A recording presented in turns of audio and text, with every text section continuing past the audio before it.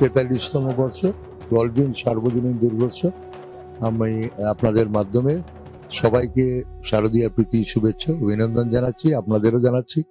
সবার ভালো থাকুক, সুস্থ থাকুক। দেখুন, আমরা একটা কাল্পনিক একটা মায়ের মন্দির, আর সেখানে মায়ের মূর্তি মানে যেরকম মা হয় সেরকম মায়ের মূর্তি ওরকম আছে।